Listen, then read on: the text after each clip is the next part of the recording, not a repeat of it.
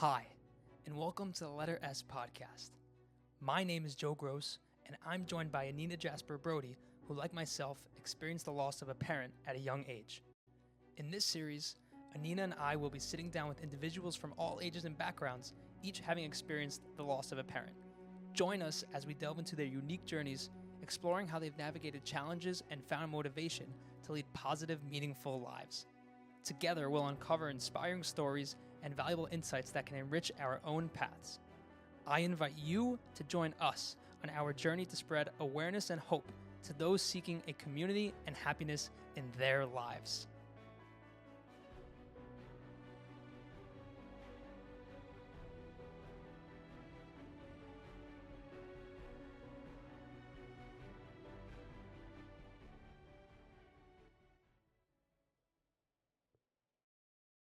Hello, everybody, and welcome back to another episode of the Letter S podcast with Anina. Hi, everyone. Happy to be back. And, of course, our guest today, Judah Hafter. How are you today, Judah? Doing well. I'm very happy to be here. It's cool that we were able to get this to work, and I'm happy to share. And I'm very happy to hear what you have to say. It's very nice to meet you. You look like an amazing person. I can't wait to delve into your story. Just a little bit of a background for everyone about Judah. Judah is now 20 years old. He's from Las Vegas, Nevada, and he is starting Yeshivas Ner Yisrael next month in Baltimore. He has two little sisters and an older brother. His father, Jacob Hafter, Zichron Livracha, was 42 when he passed away, and Judah was 14 at the time. Judah loves Shabbos, which is amazing, of course, and he loves connecting to other hidden learning and also loves nature, sports, and listening to good music. So what does good music mean? Like, you wouldn't listen to any music. Has to be top notch then. I guess I need some explanation. No, I like some Hasidic music, you know. In Eretz Yisrael, I was there for 2 years in yeshiva, and I was able to connect to special people who introduced me to a different world than I ever envisioned myself being in. And with that, came the music, the connection, the power and the life that music can give you. And it was so different than my relationship with music in the past. So, yeah. Any specific songs that stuck out to you at that time? Songs, I don't know, but definitely moments where, with song integrated. This year, Lag BaOmer, I was in Rav Tzvi Meyer's shul, and it was crazy. It was so many people packed into one tiny room, and everyone was singing their hearts out and just connecting through song. And I my relationship with song was not like that before. It was one of, I don't know, just it's cool, whatever. But that moment right there is it's burnt. It was 2 a.m. It was burned into my mind. So that was pretty amazing. Do you think that was the switch where you had a different relationship with music? Was that the moment? No. What was the moment? I don't know. I think probably it started when I started going to yeshiva and started singing Friday night Miros and Shabbos, and whoa, and maybe it was during Rosh Hashanah. I was in Aish for 2 years, and we sing Adon Olam after Mariv, and I think that was the first time I really understood that song and music and there's so much more deeper meaning to the words, and it's not just a nice tune that you can bump your head to or tap your foot to. When you get to a place and when you get to arrive at a song or whatever, where there's real meaning behind it, it could really bring you up and elevate you and have you connect with people around you and the creator above. Yeah. So I think that probably was a month into yeshiva, but we'll get into it. I still did not know it was flying. I was so in the dark. I was I remember after Adon Olam, I just stood there crying for 20 minutes. I was so late to the meal. I hadn't made so many friends yet. I didn't have a seat. It was whatever, but I just stood there crying for 20, 30 minutes, and it was so powerful for me. So yeah, that was probably.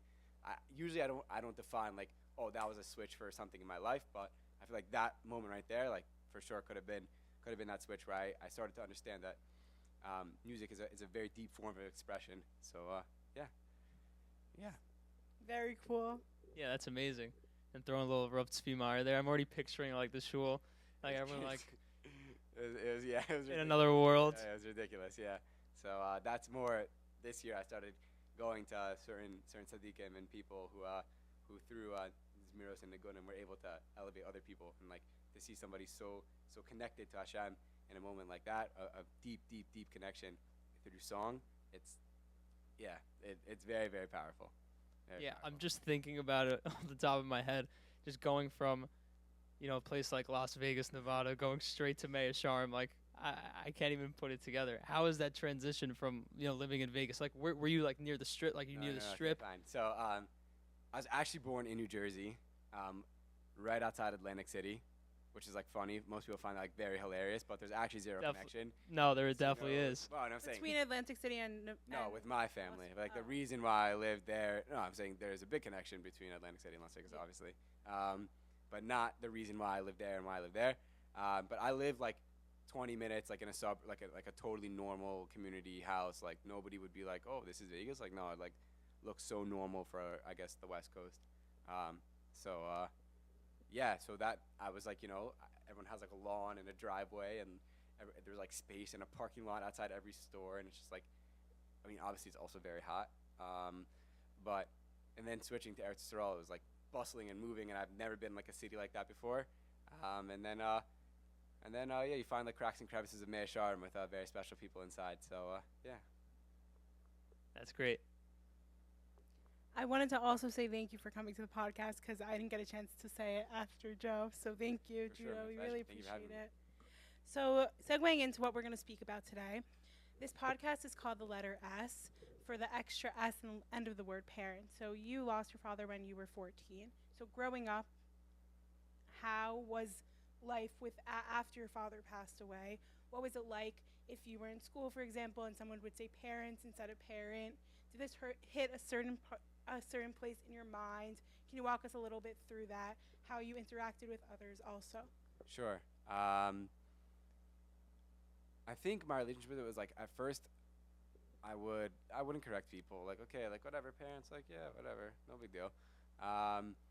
And then like slowly as like as I start to get more comfortable with it and become and make it not more part of my identity, but more me being more comfortable with like who I am, and that's okay.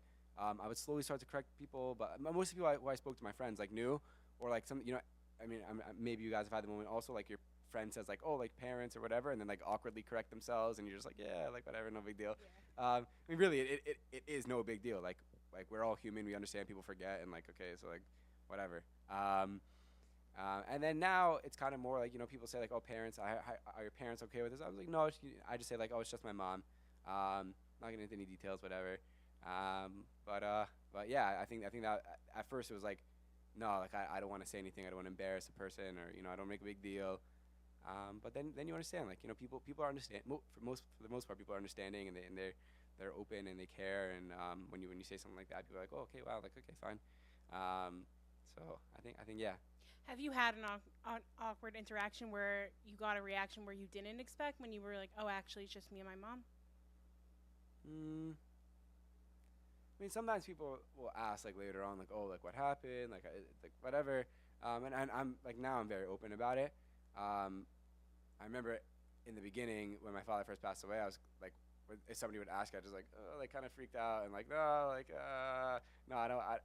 And then I was like, whatever, like I just don't want to talk about it. But then I became more comfortable with it, and I was able to open up to people and say like, look, like yeah, my father passed away when I was 14. Okay, so I think something that I still do struggle with, and like people say all the time, like even today or whatever, when you introduce yourself to somebody new, you're like, oh, I'm so sorry, and like whatever. It's like, yeah, it's okay. Like I feel like I don't know what to say. Like it's fine. Like it's so that for me is like still the awkward part. I'm just like, yeah, I don't know. Yeah, so that's the real question. Is that always going to be awkward, or is there a right answer to it? Like, what do we supposed? Like, I'm the same exact way. Yeah. It's like, what do you say? Because you don't want to make them feel bad, and you don't feel terrible because like how they don't get it, they didn't know.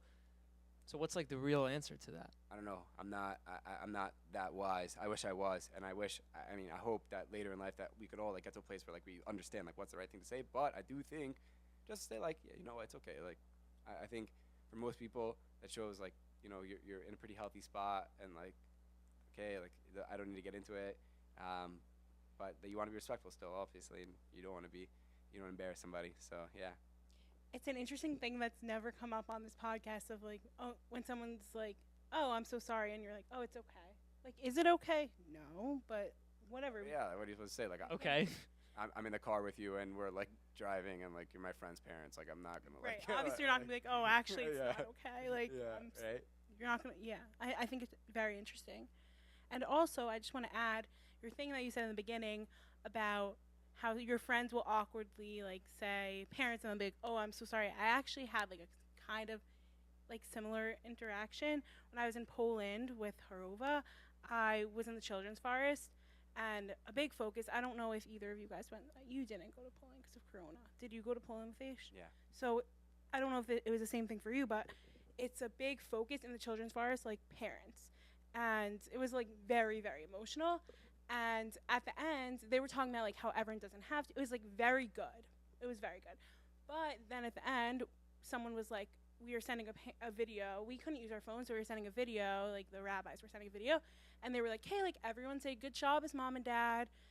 And I'm like, are you kidding? Like we just spent the past 3 hours in this forest, like talking about how everyone doesn't have two parents. So, and then I actually went over to someone after. I was like, that was crazy. Like I was like, that was crazy. Like I wasn't like rude. I was like laughing about it. And then people just, it's not the first thing that comes to their mind in those scenarios, which.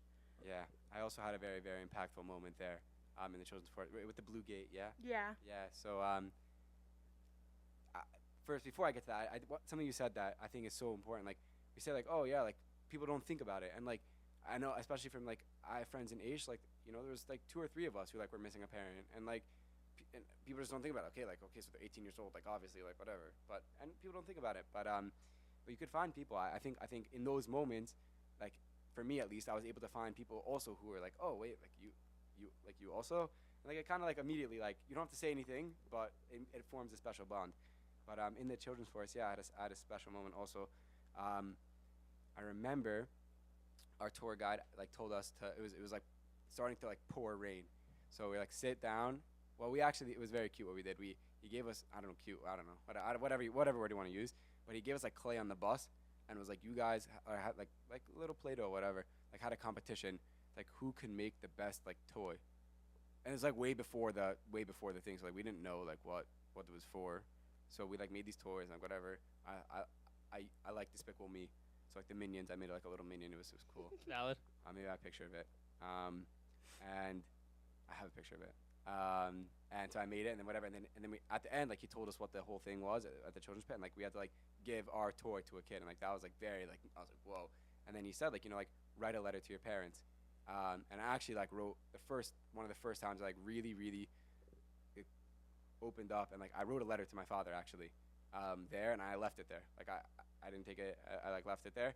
And he also had us write a letter to our grandkids, our future grandkids, which was very special. But I remember it was like my paper was like so soaked with like my tears and the rain. It was like, and I was like there way past everybody else. But it was such a good and healthy expression for me, an outlet for me. I don't know, like. But there's these moments in life where we have like where we're somewhere that's either so uncomfortable for us, or it could be like such a big moment and healthy moment for us. So interesting, writing a letter to your parent that you lost. Yeah. Like I want to do that. I don't know, maybe. It's so interesting. Yeah. Yeah, it is very cool. Very fascinating, I would say. Yeah. Yeah, I don't know. I'd recommend it if someone's at the place where they could do that. But I'd recommend it. It's whatever you could. A lot of times when you think about our parents that we lost, it's kind of just like all these thoughts in my head and nothing's really real. But it actually doesn't pick your elbow. So when you say something out loud, then you're bringing that you're making it real. You're making something out of nothing. And all the more so when you write something down, right? Then you have time to a lot of times when you say something, we don't even think really before we speak. But when you're writing, like you're writing, like you could erase it and like cross out and whatever, and you could really write what you want to write. And you could take time with it, which I think was so special for me. Like I was able to take time. So writing, I'm not a big writer actually. People told me, oh, journal. They bought me I remember my father passed away. Like bought me like journals. I was like, okay, I'm never using that. Like thank you so much, but no. I can't stand writing about these things. But for this moment, I just the one moment that was right. I was like, you know what, let's do it. So yeah. Yeah, that's amazing. I might actually do that. Yeah. That sounds like a great idea, and I've never even thought about it. Space, for sure, but once you're there, then for sure. Yeah. feel like you have to be in the headspace, but also you don't necessarily need to be in the children's forest in Poland. Like you Yeah, can do for it. sure. It's Right. kind of a heavy. Right. place That would. Yeah. yeah. All Yeah, right. for sure. So if you're okay with it, if you're able to walk me through, how you found out about your father passing away, what was the process like? For sure. So I guess it's kind of like my story, but because it's all kind of built around this. So my parents were actually both raised conservative, and they went to college. They met in college in GW in Washington D.C. And my father's actually from Las Vegas, and my mom is from Philly. And whatever, they were, they started becoming a little bit more observant. And I was born in obviously New Jersey. My older brother was there also, and then we moved to Reno, Nevada, actually for a little bit, for like a couple. I moved when I was very young, like 18 months old. So I don't remember New Jersey at all. And then Reno, and then back down to Vegas. So yeah, we kind of like, when I was young, like the first memories I have, like we were like in a Chabad school, and it was like very weird because like my family like wasn't necessarily like religious. We were kind of like somewhere in between, and Shabbos was kind of a thing. Like we would go to shul, and then I remember in third grade, and I honestly don't have any memories from Chabad, like zero, none. And in like third grade, I remember like one day, like my dad like stormed into school, and like pulled us all out, and like we just left. My mom worked at the school. She was like she like worked in like PTA, like Parents Teachers Association, whatever. And my dad like very angrily stormed in and just like pulled us all out, and like we were gone. And I was like, okay. And then I was in an online school for like a year and a half, and then we kind of started there's a Chavetz Chaim community in Vegas, so like we kind of just like left Chabad, like completely. Like I like lived near a Chabad shul, like 5-minute walk, like really down the street. We just like left, like never ever went again. And I was like very confused. And then like we started to go to Chavetz Chaim, and I think at that point I was like, whatever. Like my dad would like go to Shachris every morning, and like would like bring us along, me and my brother. I didn't like know. I was never taught these things, so I didn't like know what davening was. I didn't know anything and Shabbos was like kind of a thing, like Friday night dinners, and like we would go to shul on Shabbos morning. But then like after that, I was like, this is terrible. Like Shabbos was awful. Just like sit all day, do nothing. It felt so restrictive. Me and my brother got into so much trouble sometimes on Shabbos, just with crazy things, whatever. Just kids are bored, like.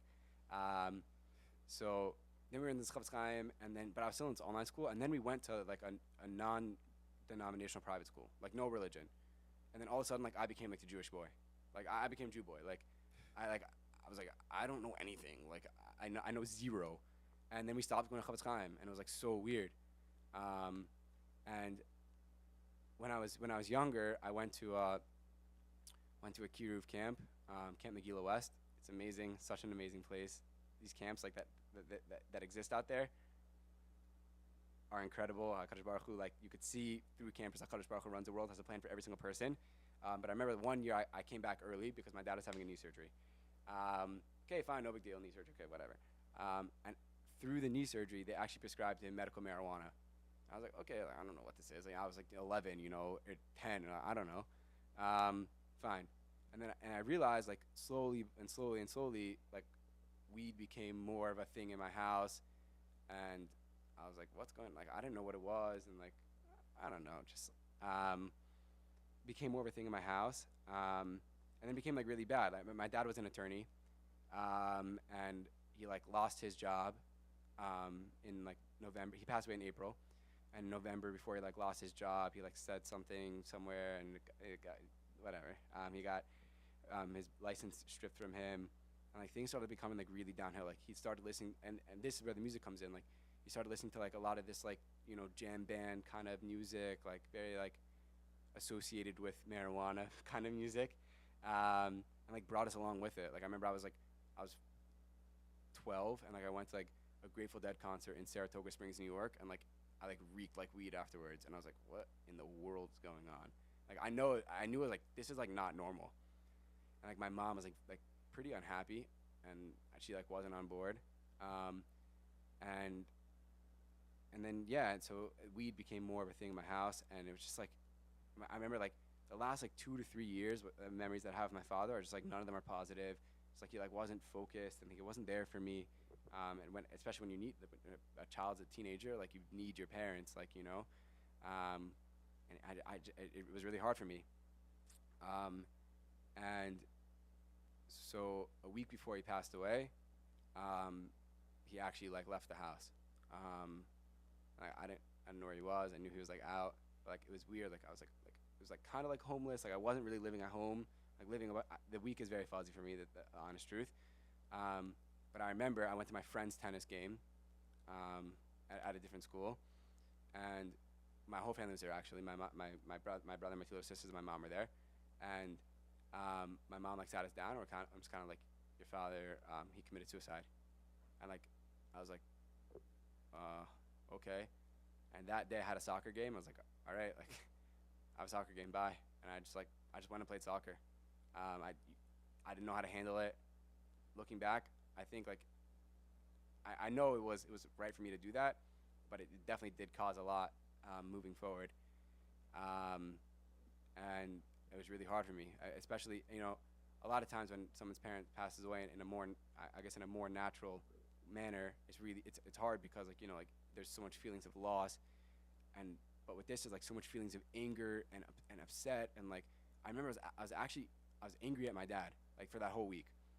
There was something that like really, really, really hard I was going through, and he wasn't helping me out, and he was making actually the situation worse.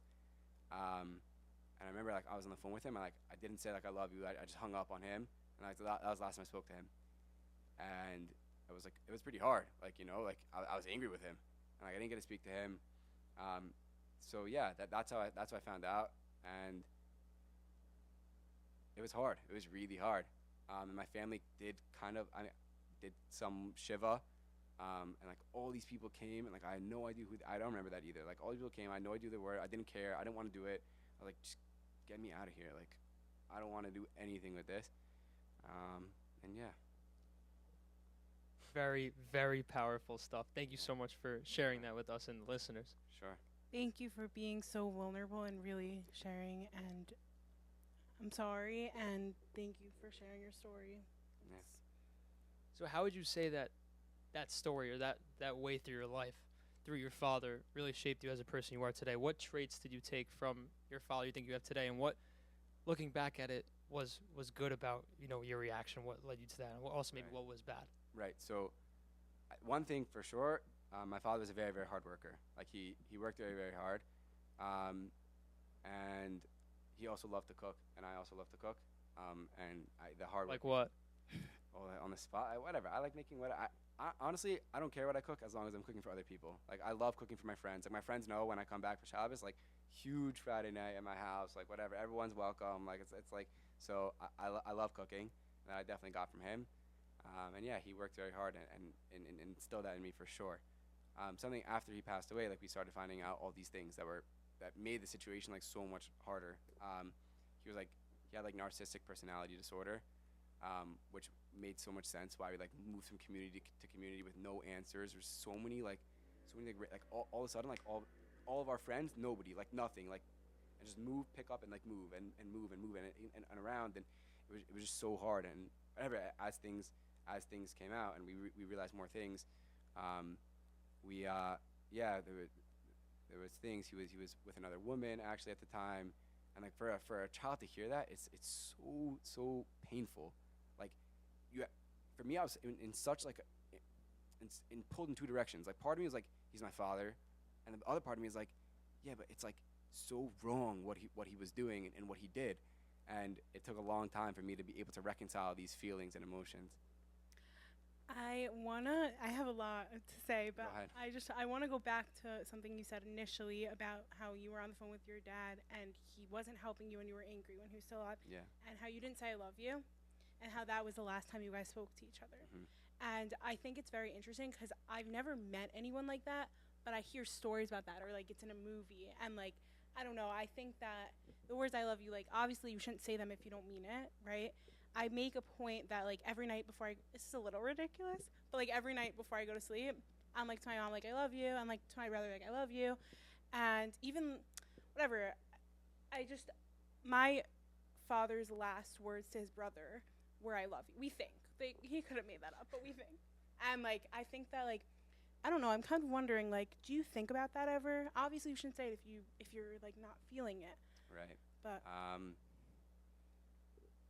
I remember when I was younger, my dad always said like, you know, like, just because I love you doesn't mean I like you right now. And like whatever, you know, like he said that to a kid, like okay, he's like, whoa, that's so mean, but like it's true, like really it's true. Like sometimes like there's somebody you love so much, but there's things that like you're unhappy with that they're doing. So does it mean that at the moment I really didn't love him? No, for sure not. Should I probably have? Yeah, maybe if I was a little bit more mature and had my head on a little bit more straight than I would have. Um, but so from time to time I do think about it. And it took a lot of like internal like forgiveness and like serenity and being okay with it and equanimity. Like these things are so important and so not talked about, and they so need to be. Like being okay with the situation that you're in is so hard, but it's so necessary. And that was something for me that was, yeah, that looking back has helped me a lot with that conversation. It replayed in my head thousands of times, you know. But also having the right mentors. And we realized that, you know, our whole life is guided by HaKadosh Baruch Hu, and that there's no place that we're not supposed to be in. There's no situation that happens to us for no reason. And Baruch Hashem, now I could say that, but back then, like, no, not at all. But yeah, also having like what I said before, mentors and people who can give you hadracha and advice and good friends is so important. I didn't have that support. can you speak a little bit about the mentors that you've had? So the first couple years after was actually very, very hard. I think not until I got to yeshiva did I find somebody who like really, really, really was there for me fully, not because like they wanted to be friends with me or anything like that, or they wanted something from me. But I also, he passed away when I was in 8th grade. And then I switched to a new school for 9th grade that my brother was in.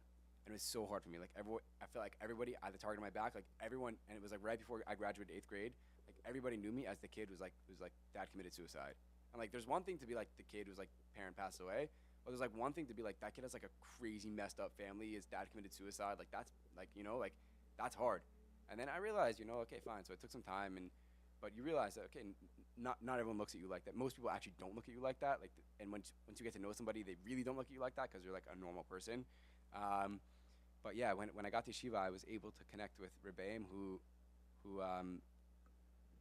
were so there for me. And for me, it was hard. Like I wanted that father role, like I wanted it filled so bad, and it was so weird for me, like because I went to a school where there wasn't such thing as having a Rebbe. So I was like, why the heck is my teacher trying to talk to me about my life? Like, this is so uncomfortable for me. Like, dude, just like let me do my schoolwork and like you do your thing and whatever. It took some time, but eventually like I realized that yeah, this is what I need in life. And actually this year, this past year, my Rebbe, I'm very, very close to him, and he actually recommended that I start therapy. And I did therapy when I was a little bit younger, and I absolutely hated it. Like it was atrocious. Like I actually remember like taking homework and doing homework. I think my mom, if she's probably gonna listen to this, just found that out. But I would actually do, but yeah, she's gonna hear. But like I would literally just do homework. I was like, this is so bad. I can't be here. It's so bad that you're doing homework. Yeah, that's pretty okay, bad. fine, okay, fine. So I guess I really liked school. Liked.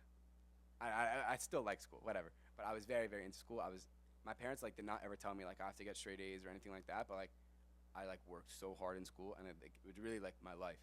I also played sports and whatever in high school, and I was involved in a bunch of extracurriculars, like stat padded for college, but whatever. So that was like a very, very big deal. Homework for me was a big deal. But then I started therapy this year with somebody who I was able to trust, like a from guy in Yerushalayim, and like so normal, and he helped me so much. Like I definitely would not have been able to speak about.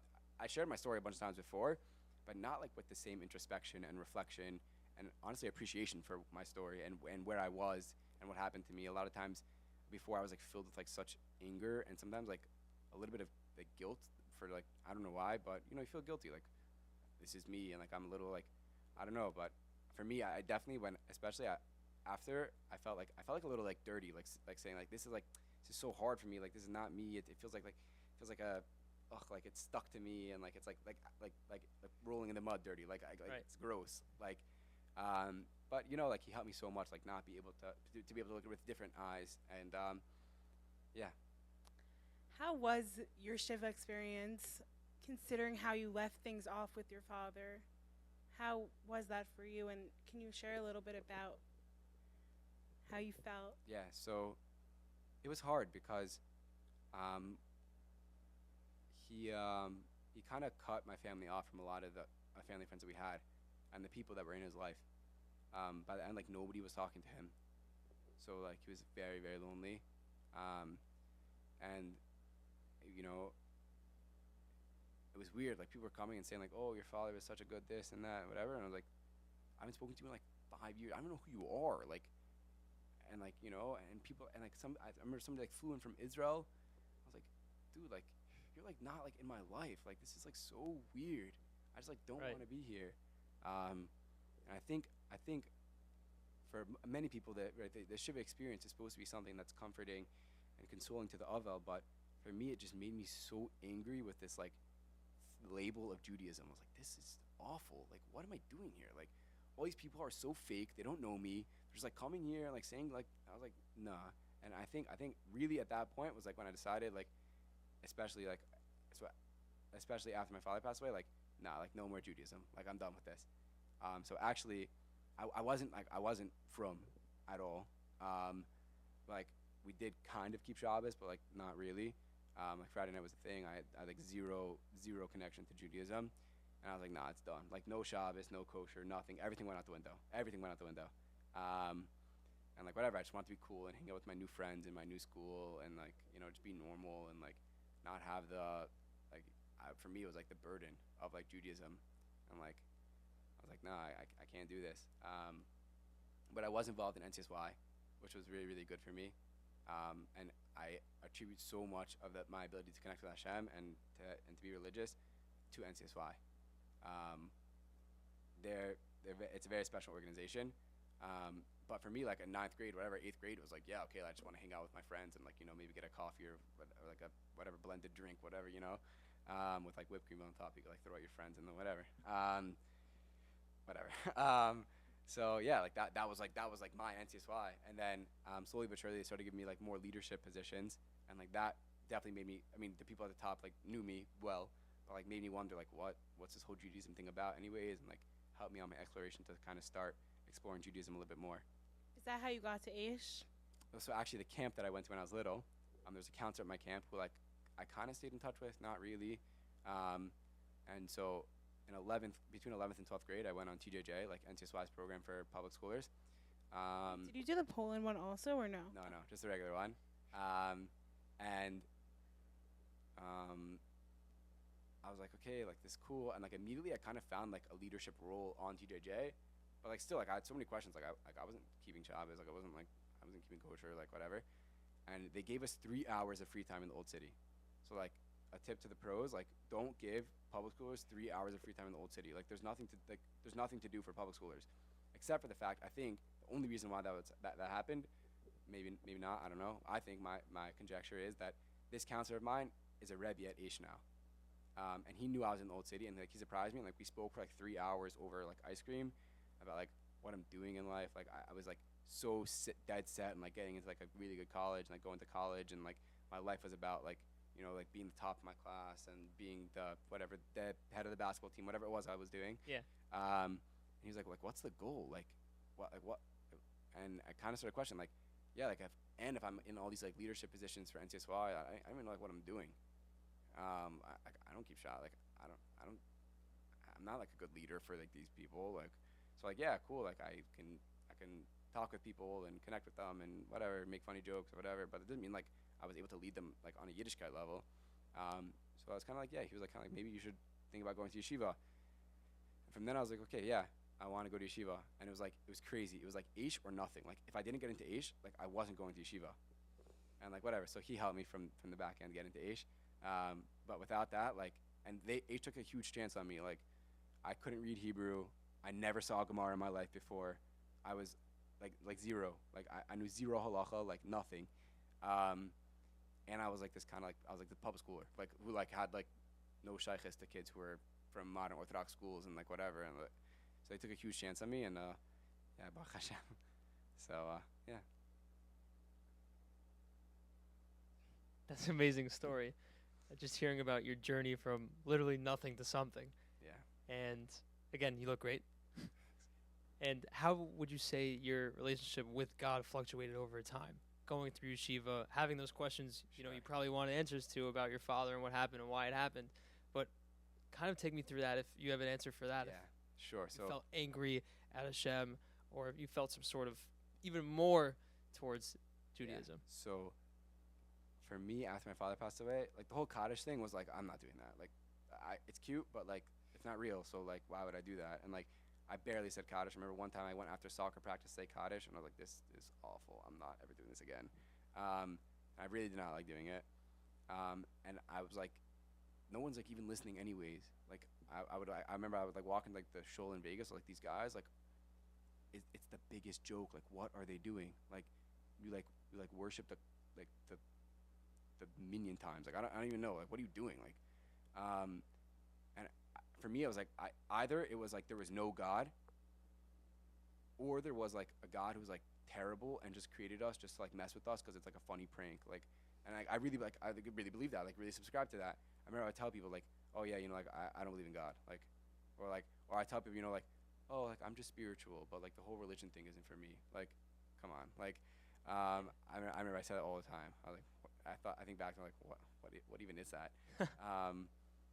But yeah, I was very, very angry, and for so many years I didn't have any answers, like nothing, zero, nothing. And like, yeah, okay, I could go on like a cool Shabbaton, or like I could like, I don't know, like dance at some like NCSY party, but like it's not like a real anything. When I got to Yeshiva, I was looking to cause damage. Like I was not looking to I was like, I'm not getting brainwashed. Like, it's stupid. I'm going to secular college after this. Like, you're not gonna trick me, and whatever. Like, yeah, okay, so yeah. It's a classic. Yeah. But I remember for me, like one of the big moments actually was, so Ish does a famous discovery, and one of the things that for me helped me kind of open my mind to the idea that okay, maybe this isn't like so crazy and it's actually real. Was Dr. Gerald Schroeder spoke about the age of the universe. Like, I always wondered, like, so the Jews, I was like, they have their silly calendar that says like 5-7 whatever, and then but the world's actually 15 billion years old. Like, everyone knows that. Come on, like, it wasn't created in 6 days. Like, everyone knows that. Like, come on, like, dinosaurs, like everything, And then he speaks about like real scientific work, and like, I was like fascinated. Like, most people are like sleeping when he was giving discovery, but I was like jaw open. I was like, wow, this is like so crazy. This is so cool. So yeah, that was kind of like, okay, so maybe it's not all like fake. And then I started having conversations with more and more Rebbeim about these things, and it actually makes so much sense. Like, yeah, okay, fine. Wait, maybe I was wrong. Like, that's possible. Like, so yeah. So you got under the brainwash. Look, dirty brains need washing. So like, if your brain needs to be washed, like you shirt, like, yeah, you need to wash your shirts. Okay, fine. You're exposed to things that necessarily aren't so like, so. That's a good quote. I like that. Yeah, 100% agree with that. Rav and Eshu said the Rabbi Elsant, so whatever. If he ever hears It's a this, really then, good quote. I'm gonna use that from now on. Great Rebbe too. Yeah. That's an Ish thing. I mean, you guys would know. Like, is that where you guys heard it? Did you know it before? I heard that beautiful vort right now. Oh, so this is new to you too. It's very nice. Tell the Rev that it's a good quote. All right. So, did you have a relationship with your dad's side of the family after? Oh, so this is really another complicated thing, right? How can it get more complicated, right? So my dad's parents, like, never, they weren't married. Like, I could be wrong, but what I've been told is like they had an affair and like my dad was born. So like I don't have like cousins from his side, and like I remember actually he had like a half sister or something who had four sons. So like they're like my half cousins, but like I don't really know them. For a little bit, like they like lived in Vegas. One son like lived in Vegas with his family and whatever. Like, but I mean, maybe one day I'll connect back with them, but like not really. And his whole side of the family actually died very young. So yeah, I don't know. It was like very interesting for me. Like, he had two twin half sisters. Like, one of them passed away when they were young, and then one of them passed away when she was like 50. Wow, that's so interesting. Yeah. Very So like I didn't have like grandparents on that side. So yeah. Do you feel like you've been missing like a part of your family because of that whole situation, or it doesn't really cross your mind so much because it's just not there? I feel like I get to like decide for myself because like when I go to like someone and they have like a huge family, like whoa, that's like so cool. Like you can go to your cousins and you can go and be friends and you can go to cousins in Israel and your uncle and this and that. Like yeah, I kind of miss that. But at the same time, like I hear like the horror stories from like family reunions. I'm like okay, yeah, so maybe like I'm okay with this like small little family, and also maybe so much closer with my siblings. Like Right. think about it, like you know they're not competing for like who's closer with the ex cousin or who's closer with grandpa or whatever it is. Like so yeah, so maybe much closer to my siblings. Can you speak a little bit about the cemetery? Where's your father buried? How is that going for you? Yeah, so he's buried in. So actually, people think it's like a big. Maybe it's a misconception, maybe not. Like, oh, if you commit suicide, you can't be buried in a Jewish cemetery. Like, it's a whole thing. But for most people who commit suicide today, actually, like what we bring down in halacha is that most people aren't in their like they're sick. Like they're not like when somebody like I speak to somebody about my dad, like he was sick. Like, you know, like some of those parents like Rahman al passed away from cancer, and like my dad passed away. He had like mental health problems. Like it happens. No, it shouldn't, and everyone should like live until 120. But like I mean, but no, like so what was brought down in Din is that they're sick. So he didn't have like whatever we say that he didn't have like full ability to not do that action. So he's buried in like a normal Jewish cemetery. I think I've only gone like 3 times. For a long time there wasn't. So this gets into a whole another thing, but there wasn't a tombstone for him. And somebody one time was in the cemetery who was like an old family friend and said like, "There's no like tombstone for your father. Like, what's the deal with that?"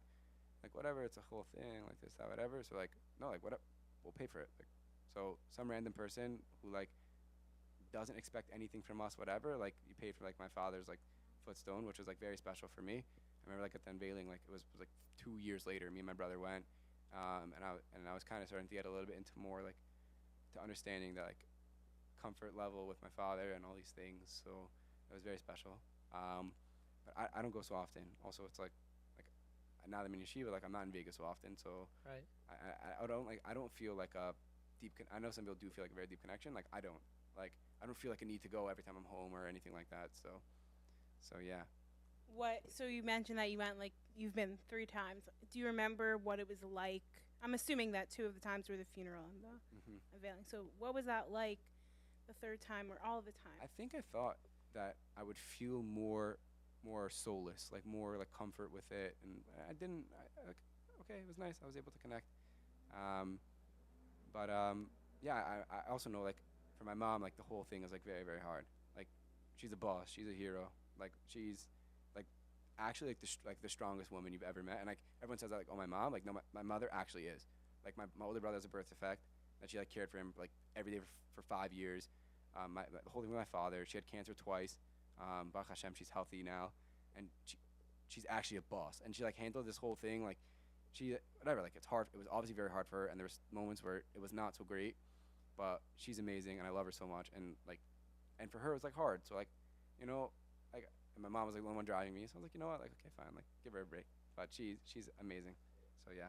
Yeah, that's really really special. The goat of a mom. Yes. And throughout all these difficult times, whether it was, with your mother trying to work everything out or just everything that was going on with your father and just your own personal life, do you think that all these difficulties that happen in your life truly builds character of a person? Sure. No one can go through something like a friend of mine told me. He said there's something about people who lose a parent. He also lost a parent, but he said there's something about people who lose a parent, right? So, in Tachnun we say like Hashem, like we didn't forget your name, so don't forget us. So like Hashem gave us a sign that like for you people, no, like I've got your back. Like your parents not there, so I fill that role, and like Hakadosh Baruch Hu is totally there for every one of us. I mean, some people have like real words about this, and it's hard. But for us, like people like us, like there's no doubt that Hashem is like totally handcrafting everything and wants to be our parent, and that helped change my perspective on it. Beautiful. Honestly, really. Next time I say talking to you tomorrow, I'm gonna have a whole different relationship with it. Yeah. Are there any books or resources that your Rebbeim have told you about, or that you found by yourself that you can share with Joe and I and everyone listening to this podcast? that have helped you? So resources, therapy, healthy therapy at the right time. So many people have such a bad relationship with therapy because like it was so unhealthy. So yeah, obviously you're gonna hate it, but like it needs to be healthy and you need to be ready for it and it needs to be right. And it could take so much time or it could take not so much time. So that is definitely a big help. There's a book that I read. It's called "It's All the Same to Me" by Moshe Gerst. I mean, I don't know if you've heard of it. Okay, it seems like yeah. That's really good. And also, Sam, just like exploring your relationship with HaKadosh Baruch Hu is huge. Like, he's like our real father, and like, he's our parents' parents, and like everything. And so, that as a resource, and like we have that. Like we're special. Like I'm a mivchar. Like we have that ability to connect to him. And so many people have such a hard time doing it because like so many reasons, but a lot of times at a young age it wasn't presented in the right way. And re-exploring tefillah is like huge. Like I feel so lucky. I got to like daven for the first time when I was like 18 years old. Like that's huge. Like most people like their Shema now is the same Shema when they were 3 years old. So like, yeah. Have you ever dreamt about your dad? I don't really remember my dreams. Okay. There are dreams that I have had that were like not so great, but there's some dreams that I had that like were great. And like, but I really don't remember that. Like I can't do any details. So. Right. And back to "It's All the Same to Me," we've had that answer a couple times. Yeah. So I feel like it's a must read now. It's a must read. It's actually very good. Yeah. It's short. It's really short. Yeah. It's like 100 pages. So. I'm in the middle of it right now. That's So I definitely need to read it. Glenn, I'll get to it ASAP. You didn't read it? I'm not, but something that I did have that I was able to do when I started becoming like more from and understanding Hashem and connecting more and doing tshuva. I started learning from my mom, and I recommend if you have two parents, if you have one parent, if you have four parents, like whatever some people have, learn with your parents. And some parents are like, no. First off, if a child is passionate about something, the parent loves their child, the parent will love to do that with the child. So that's helped my relationship with my mother immensely. And I think it's huge, and you should learn with your parents. And yeah, that was huge for me. A huge resource was being able to learn, and because especially for her, like it was very, very scary. Like her son's like now becoming like religious and like so many new things and this and that, whatever, and feelings of like her being pulled away from her and like real feelings. But learning is huge. But it doesn't have to be obviously it doesn't need to be like Gemara or anything like that. Like we learned like Noach's 48 ways for a year and a half, and like it was great, and so much discussion, and you learn so much more about your parent actually. So. I really, really like that idea. Mom, if you're listening, which I hope you are, pick a safer on me. Let's do it. I asked my mom to learn with me last year, and she said no. And then she started learning with my twin brother like a week later. Maybe she'll come around. Yeah, so if she's listening to this. It has to be the right stuff also. Like I remember my mom is going to send us clip or whatever. Like we started learning Stratford Tooth Rough Dessler. That was not like the first thing I should learn with my mom, like at all, like zero. Like I still probably need to learn that now, but like so yeah, start with something that's right for both of you that you both can gain from. It doesn't need to be like you know more than them or they know more than you. Like no, like mom, dad, I just want to learn with you. So yeah, that's such an amazing piece of advice for me and Anina, but also everyone listening to this. And you've given us so much great advice. But if there's one piece of advice, the biggest piece of advice you can give us to, and also our listeners today, what would it be? I'd say turn to Hashem. When there's nobody there, Gam Kiel Begez Amavis, like even in the darkest spots, right? Hashem's with you. Like you're there, you literally see nothing else but darkness. Hashem's there. And it's hard sometimes if that relationship isn't developed, but work on developing that relationship. I heard that wanting to get to a place is huge. If you want, like I'm not there yet, and I don't want that, but I want to get there. It's huge, and like that's something that could really change all of our lives. Wow, that's really amazing. Incredible. Judah, thank you so much for coming and speaking on the podcast. Yeah, and making the stuff from Big X. That too. We really appreciate everything you said today. We really can't thank you enough. There's been so much great, amazing advice and thoughts that you share with us today and our listeners, and I really hope that they take a lot from this as well. And it gave me a lot to think about too. For sure. Speak with people does that. I recommend it. Yeah. Thank you again so much for listening to another episode of the Letter S podcast, inspiring one life at a time. please make sure to check out our Instagram at @S_podcast_. If you have any questions or are interested in hopping on a mic with us, feel free to email us at @SPodcast@gmail.com. And as always, stay in touch.